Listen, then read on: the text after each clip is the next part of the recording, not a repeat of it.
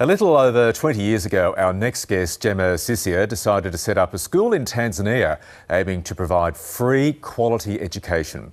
From just one student in 2002, the school of St Jude has grown now to support 1,800 primary and secondary students from disadvantaged backgrounds. Well, Gemma, the school's founder, joins us now along with one of its alumni, Suleiman Mohammed, and it's wonderful to see you both here and welcome to Australia. Welcome. Thank you. Are you having a good time here am. spending some time with Gemma? Yes. Yeah. And what impact has Gemma had on your life and the school? Tell us about that, Suleiman. The School of St Jude has helped me to achieve many things, but I'll just mention a few in the interest of time. I've had to be able to dream and to be able to achieve many of my goals, even becoming a doctor, because I went to the School of St Jude. If it wasn't for the School of St Jude, I wouldn't be able to dream bigger of becoming a doctor. But also, the School of St Jude has taken me through my high school and has also supported me through my university, and now I am a fully graduate doctor and fully practicing back in Tanzania. Oh, congratulations. Thank you. So Gemma, take us back to the very start. What prompted you to set up the school? So when I was at university, I met a lady who was running a school in East Africa, and she wanted me to go over and help her. And so I taught there for a few years, but it was the mid-90s, which was, you know, the peak of the AIDS crisis in Africa. And I was losing girls from my classes, not because they were passing away, their parents were, and they weren't able to find the school fees. So I really wanted to build a good quality private school that didn't charge school fees.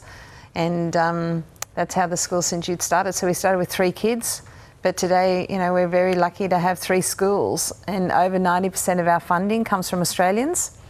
And we also support over 400 students in 14 countries at university as well. Incredible.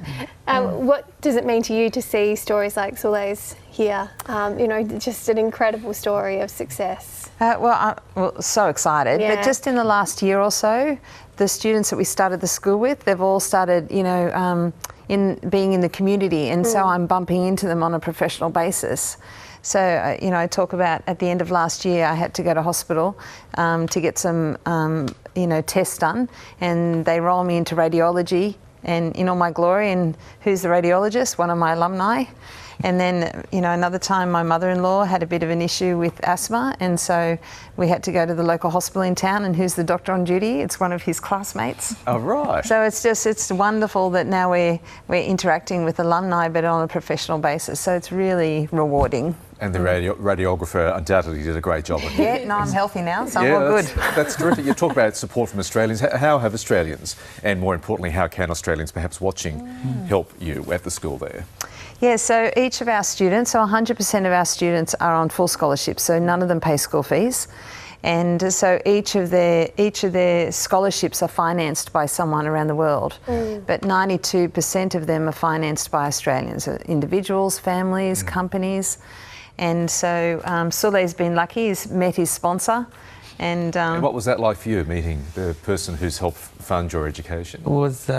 I was very fortunate to have met her, because I met her when I just started the school, and then high school later and university later, I got a chance to actually meet her. She met me in Tanzania, and now I met her in Australia, and I was very happy to see her all healthy. Yeah, I bet you both changed one another's lives. Gemma and Soleil, thank you very much for coming to News Breakfast, and congratulations on the School of St Jude. Thank you very much. Thank nice you. to meet you both.